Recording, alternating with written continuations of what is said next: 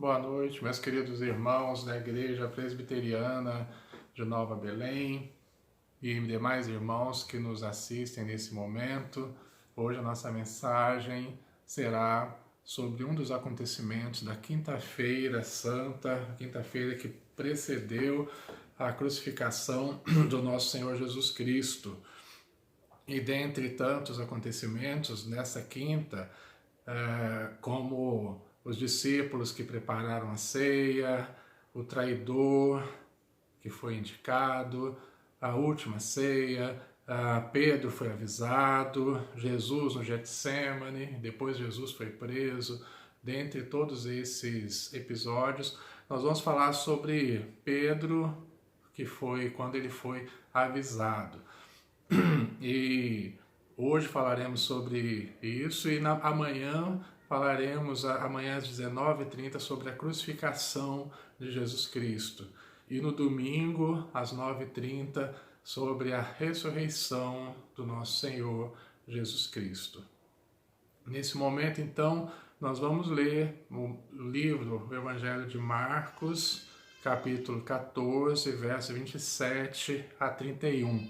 Mas antes vamos fazer uma oração. Senhor Deus, nós te agradecemos por podermos falar e compartilhar da tua palavra. Pedimos que o Senhor nos fale, que a tua palavra nos exorte, nos inspire, que possamos viver de acordo com a tua vontade. Em nome de Jesus que nós oramos. Amém. O Evangelho de Marcos, capítulo 14, 27 a 31, diz assim: Então lhes disse Jesus: Todos vós vos escandalizareis, porque está escrito: Ferirei o pastor e as ovelhas ficarão dispersas. Mas depois da minha ressurreição, irei adiante de vós para a Galiléia. Disse-lhe Pedro: Ainda que todos se escandalizem, eu jamais. Respondeu-lhe Jesus: Em verdade te digo que hoje, nesta noite, antes que 2 vezes cante o galo, tu me negarás 3 vezes. Mas ele insistia com mais veemência: Ainda que me seja necessário morrer contigo, de nenhum modo te negarei. Assim disseram todos. Sabe aquelas promessas que a gente faz? Geralmente começo de ano, fim de ano e começo do ano seguinte, a gente faz muitas promessas e quando a gente chega em abril, como nós estamos agora, a gente dá uma olhada para trás e a gente já percebe que a gente não conseguiu cumprir boa parte daquelas promessas que a gente faz para nós mesmos de estudarmos uma língua estrangeira, de fazer uma dieta, fazer exercício, de ler a Bíblia toda, enfim. Mas tem algumas decisões que a gente toma na vida que são mais sérias, né? Como a fidelidade no casamento, né? Um compromisso que você tem com seu esposo, com a sua esposa, o nosso compromisso com Deus, a nossa fidelidade a Deus, nosso compromisso com a igreja, com os nossos filhos, com a criação dos filhos, enfim. Mas mesmo nessas decisões mais sérias que nós tomamos, que é para a vida toda, mesmo nessas a gente ainda pode falhar e a gente ainda se pergunta por que é tão difícil, por que a gente falha tanto, porque quando nós somos testados para valer, nós falhamos. O texto está mostrando isso. Jesus está avisando a Pedro que ele irá falhar sim, que ele irá negar a Jesus Cristo. E eu queria mostrar rapidamente para os irmãos o contraste da fala de Jesus com a fala de Pedro, né? E o que a gente pode aprender disso tudo aí, desse contraste, dessa fala dos dois. Jesus começa dizendo que está escrito, né? E ele diz: ferirei o pastor e as ovelhas ficarão dispersas, mas depois da minha ressurreição irei adiante de vós para a Galileia. Ferirei o pastor, ele está se referindo a uma profecia lá em Zacarias, no capítulo 13, e quem está falando isso através do profeta é o próprio Deus. Então é o próprio Deus quem irá ferir o pastor e é o próprio Deus quem irá dispersar as ovelhas. E é o plano de Deus que está sendo cumprido, que está sendo executado naquele momento.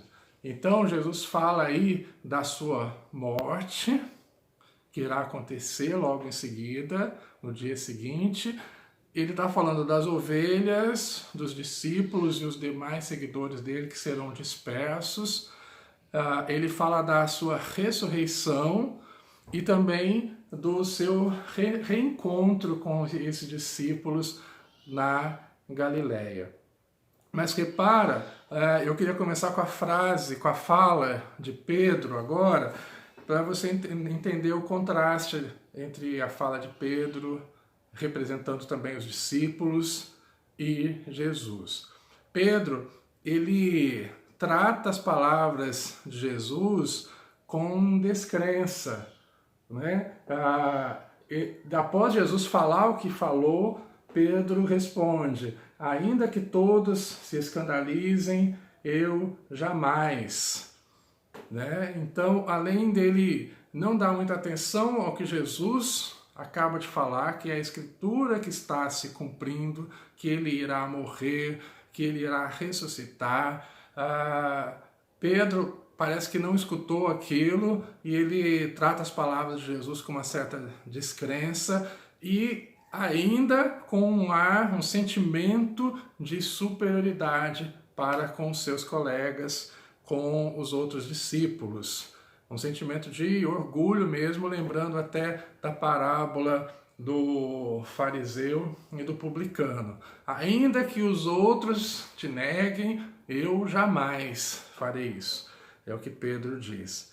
Ele também demonstra uma autoconfiança exagerada, e a gente percebe isso no 31, versículo 31, ele insistia com mais veemência: ainda que me seja necessário morrer contigo, de nenhum modo te negarei. Pedro, segundo ele próprio, ele estava disposto a morrer por Jesus Cristo também. E os demais discípulos não ficaram atrás, eles concordaram com o que o Pedro estava dizendo, e o versículo se encerra assim, diz: assim disseram todos, ou seja, todos os discípulos estavam concordando naquele momento com a fala de Pedro, estavam dispostos a dar a sua vida por Jesus Cristo. E é interessante que a gente percebe que Marcos, quando ele fala no verso 50, quando Jesus é preso, ele diz: então deixando-o, todos fugiram. Então ele já mostra no mesmo capítulo aqui que quando Jesus foi preso, todos aqueles que falaram que estariam prontos para morrer por Cristo, todos eles fugiram e se dispersaram e não ficaram próximos de Jesus naquele momento. Muitas vezes, agimos de forma parecida com a de Pedro e dos discípulos. Tratamos a Bíblia com desdém, as promessas bíblicas, as advertências bíblicas para a nossa vida. A gente toma decisões que a gente nem sequer procura saber a vontade de Deus, o que está na Bíblia, o que Deus tem para nos falar, para nos mostrar, para nos orientar. E a gente segue a nossa vida tomando decisões por conta própria, e depois que a coisa não dá muito certo, que a gente lembra de recorrer à palavra de Deus e ao próprio Deus.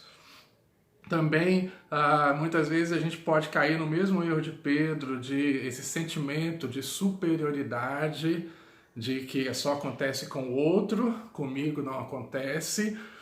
E a gente que é pastor, quantas vezes a gente escuta que a mensagem foi tão boa que se o fulano estivesse aqui para escutar, não é verdade? A gente sempre está pensando no outro que precisa melhorar, não a gente, né? Então é um certo sentimento de superioridade. É o outro que precisa, acontece com o outro, não comigo, né? Eu estou bem, eu não preciso, né? Eu estou fazendo tudo direitinho.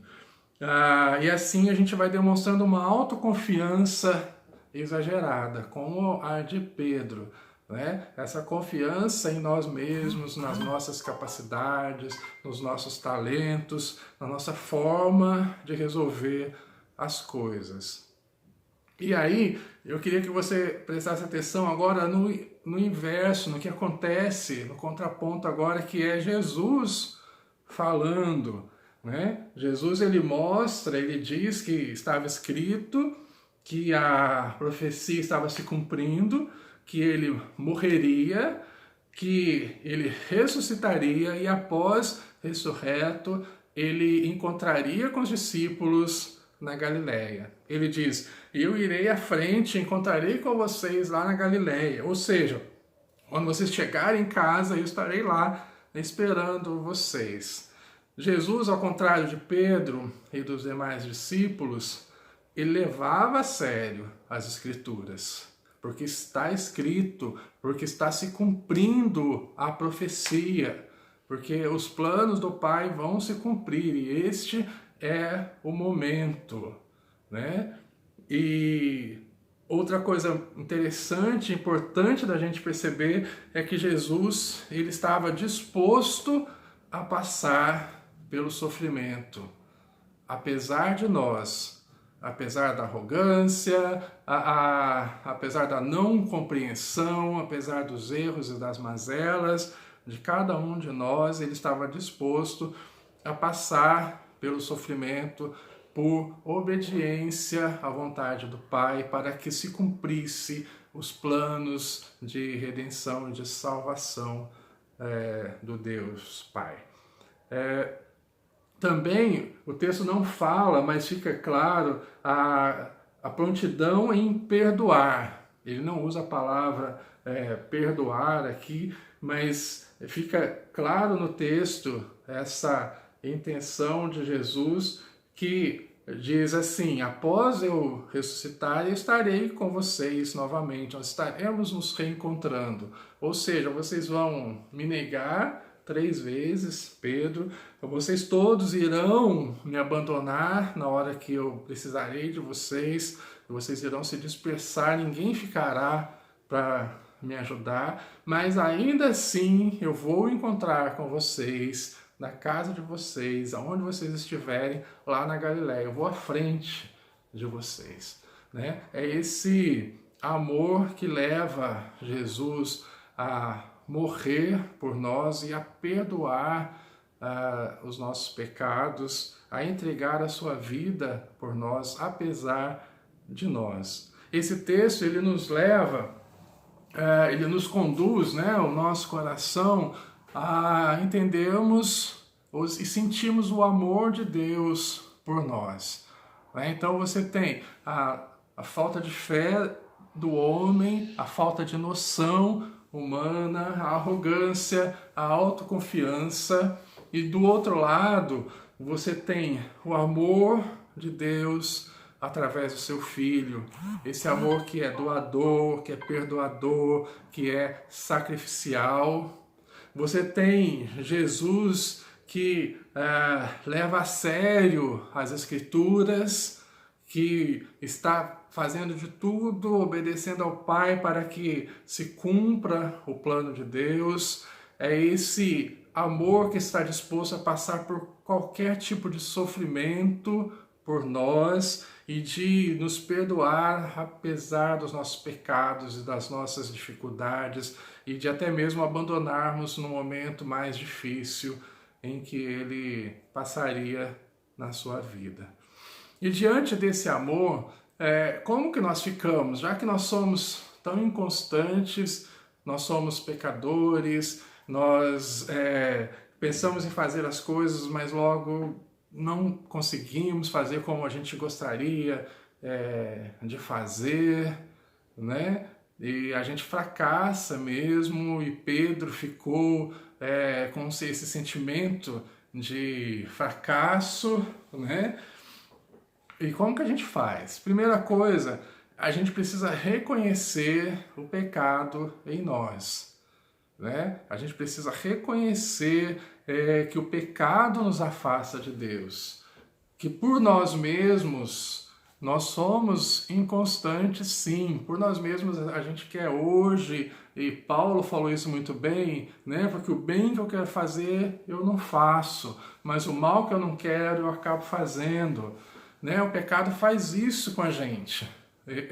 Nos afasta de Deus, nos torna inconstantes, nos torna arrogantes, autossuficientes. Muitas vezes a gente acha que consegue as coisas e a gente fala como eles disseram: não, a gente vai morrer por você, até que vem o problema, que vem a dificuldade, e você vê que você é fraco demais, que você não é tudo isso que você estava pensando que é. Porque é o pecado que está aí dentro que faz isso com a gente mesmo. A gente precisa, então, reconhecer que é somente em Cristo, é somente a ação de Deus em nós, através do sacrifício de Jesus Cristo, através da sua morte, através do Espírito de Cristo que habita em nós, né? A ação de Jesus Cristo, através do seu Espírito Santo, que nos faz constantes, perseverantes, corajosos, mas nos faz fiéis, leais. Nunca é pela nossa força, porque senão a gente vai cair no erro de Pedro, no erro dos discípulos, achando que a gente pode, achando que a nossa vontade, a nossa força de vontade nos levará a fazer tudo isso. E a gente vai se enganar e vai fracassar tremendamente. Porque a gente precisa entender que não é pela nossa força, mas é pelo poder de Cristo que habita em nós. É por Jesus Cristo e pelo seu Espírito Santo que nós podemos ser perseverantes, que nós podemos sim ser constantes, mas corajosos, né? Que nós podemos levar a sua palavra aos outros, que nós podemos passar por momentos difíceis na nossa vida, mas não é pela minha força nem pela sua, é pela força que Deus nos dá. Que Ele nos abençoe e que a força de Cristo que habita em nós nos faça continuar caminhando cada dia mais sob a sua poderosa mão e sob o seu cuidado, para que o sacrifício do Senhor Jesus Cristo não seja em vão, que a gente caminhe de olho na cruz de Cristo e confiando sempre nele, que Ele nos abençoe. Nós vamos orar nesse momento e eu vou, após, impetrar a bênção apostólica. Senhor Jesus, nós te agradecemos, ó Deus, pelo seu imenso amor, por ter enviado seu Filho Jesus Cristo para morrer por nós, nos limpando, nos lavando dos nossos pecados e nos trazendo a comunhão contigo novamente, ó Deus. Te agradeço porque agora temos acesso ao Pai, porque agora podemos nos reunir, podemos estar diante de Ti, ó Deus, não pelos nossos merecimentos, não pelas nossas forças, mas pela força do Teu Espírito Santo que habita em nós, pelo sacrifício do Teu Filho Jesus Cristo, que nos libertou das amarras do pecado que tanto nos escravizava. Agora somos livres em Jesus Cristo. Nós te louvamos por isso, ó Pai. É em nome do Teu Filho Jesus que nós oramos. Amém. Recebei a bênção. Que a graça do nosso Senhor Jesus Cristo, que o amor de Deus, o Pai, que a comunhão e a consolação do Espírito Santo de Deus estejam sobre todos nós, desde agora e para todos sempre. Amém. Que o Senhor te abençoe. Fique com Deus.